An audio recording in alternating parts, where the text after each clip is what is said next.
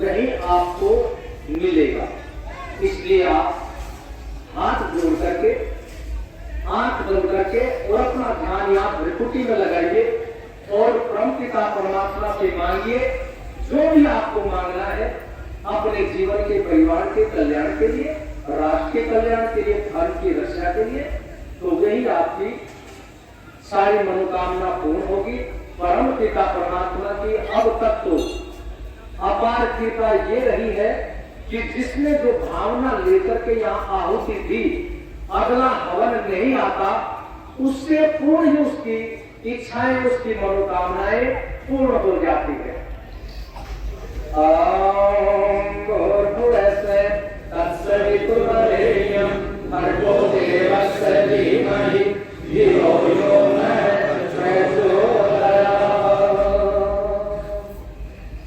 मन में जाप करिए। जातिवाद को दूर करिए। जातिवाद के नाम पर जो भेदभाव किया जाता है उनसे भेदभाव न करें। और दलितों के साथ में जो, वैसे मैं कहता हूँ हमारे शास्त्रों में, हमारे चारों वेदों में, उपनिषदों में, रामायण गीता में कहीं दलित शब्द नहीं है। ये कांग्रेस की देन है, दलित नहीं है यहाँ। और उनको जो पढ़ाया जाता है तुम्हारे ऊपर ऐसे अत्याचार होते, अत्याचार बिल्कुल नहीं हुए। यदि अत्याचार होते तो आज वो आप लोगों की बस्ती में मिलते। उनके ऊपर जो अत्याचार मुस्लिमों के दोबारा हुए और हो रहे, दलितों के नेता उनकी चर्चा नहीं करते। तो इसलिए आप लोग जातिवाद के नाम पर भेदभाव न रखें। कई बातें जो हुई जिनसे आप प्यार करने लगे उन्हें छोड़ दो।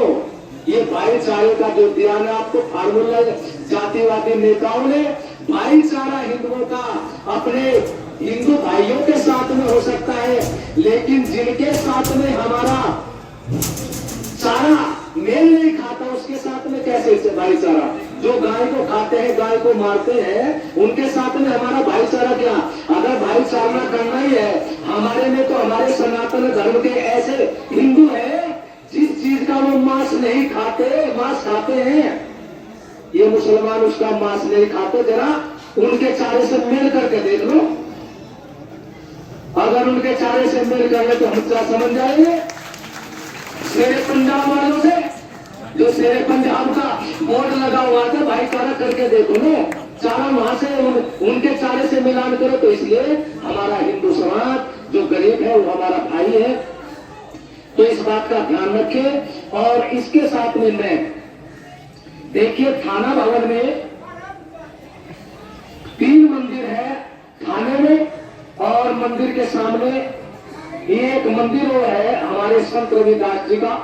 और इन तीनों मंदिरों के आसपास थाना भवन में मुसलमानों ने मीट की दुकान, मांस की दुकान लगा रखी है।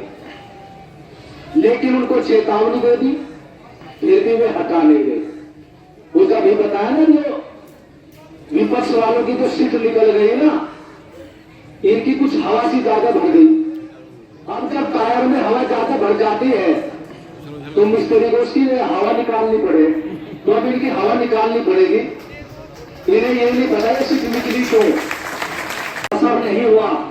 आज आपकी ताकत के बलबूते पर हम घोषणा करते हैं कि थाना भवन के लिए 21 तारीख को इस शासन से पूछ किया जाएगा। और मुसलमानों के जो होटल है 21 तारीख से पहले वो बंद कर दे, और नहीं तो वही धरना प्रदर्शन होगा। और वही जब तक वो बंद नहीं होते तब तक हवन चलता रहेगा, भंडारा चलता रहेगा। और 21 तारीख के लिए आप लोग तैयार रहे। 21 तारीख के लिए यहीं से पूछेगा थाना भवन के लिए। अब समय आ गया है। अरे हमें जो पढ़ाया जाता है हमें उससे थोड़ा हटना है। हमारे शास्त्रों में आता है सटे साठम सना करे।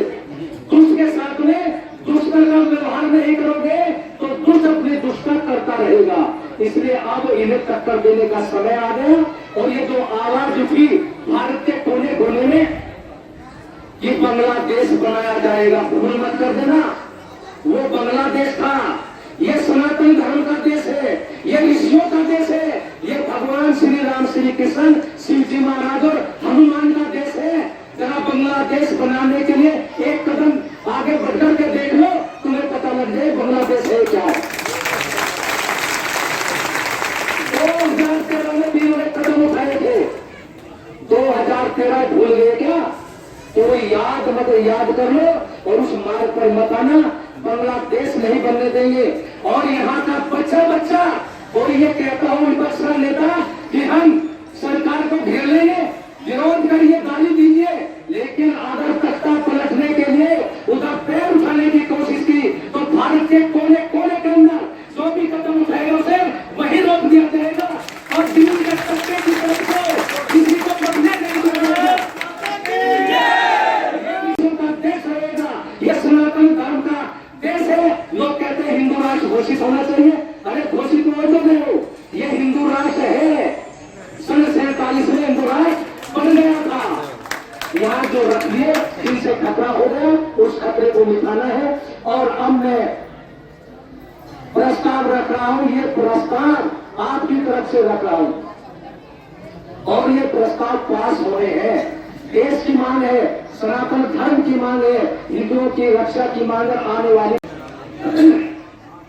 सनातन के लोगों से सामान खरीदो, ध्यानपूर्वक सुनो, सनातन के लोगों से सामान खरीदो, भूत मूत्र वालों से नहीं।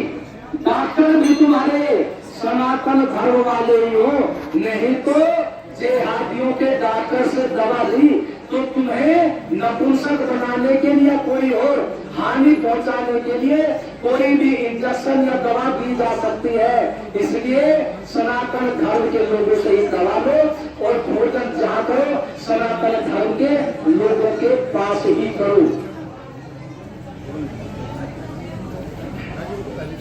और दूसरा यह है सनातन बोर्ड की स्थापना।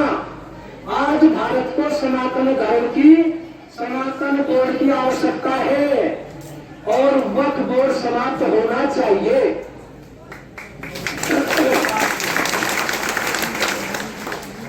नहीं तो सनातन बोर्ड को भी वक्फ बोर्ड के समान अधिकार मिले।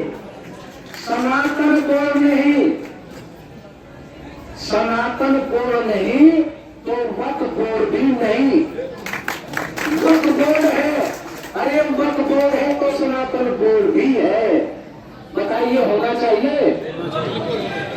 तो ये ध्यान रखना, अब अपने सनातन बोर्ड बनवा लो और जहां भी आपको इन जेहादियों की कोई भी जगह दिखे, मस्जिद दिखे, मदरसे दिखे, कोई भूमि दिखे, बोर्ड लगा दो और कह दो ये सनातन बोर्ड की जगह है। आज वो जहां पर भी कहते हैं ये वक्फ बोर्ड की जगह है और वो उनकी होने के लिए तैयार बैठे कहीं सनातन बोर्ड का प्रस्ताव करते हैं। और दूसरा, कोई भी मुसलमान सनातन धर्म की पूजा पाठ का सामान नहीं बेचे, क्योंकि गौ के मांस को खाने वाले, गौ को कत्ल करने वाले को सनातन धर्म की पूजा पाठ का सामान बेचने का कोई अधिकार नहीं है। यदि बेचता मिले तो उस पर सनातन टैक्स लगा दो। जैसे मुसलमान हिंदुओं पर रजिया कर लगाते थे, सनातन टैक्स लगा दो और छोड़ दो टैक्स लेकर के, और पुनः पकड़ा जाए तो दुगना सनातन टैक्स लगा दो। ये इस प्रकार लगाते रहो और जब तक नहीं वो छोड़ पाएगा। अपनी बस्ती गांव शहर में, अब सनातन धर्म के लोगों सुनो, अपनी बस्ती गांव में और चाहे शहरों अखाड़ा व्यायाम शाला खोलो और बच्चों को व्यायाम, कुश्ती व्यायाम, दूसरी और लाठी भाला फरसा धनुष बाण तलवार त्रिशूल ये चलाना सिखाओ। ये हमारे परंपरागत हथियार है, इसकी स्वीकृति लेने की आवश्यकता नहीं है। अरे इनकी आवश्यकता पड़ेगी।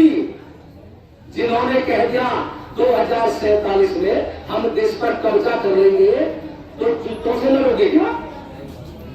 कमजोर शरीर से लड़ोगे? प्राणे जी कह रहे थे थोड़ी संख्या बढ़ा लो, संख्या की भी जरूरत पड़ेगी। तो इसलिए इस पर आप लोग ध्यान दें। ये ध्यान रखना, गृह युद्ध होगा, मैं पहले बता देता हूँ, गृह युद्ध होगा, इसके लिए तैयार रहो और गृह युद्ध करने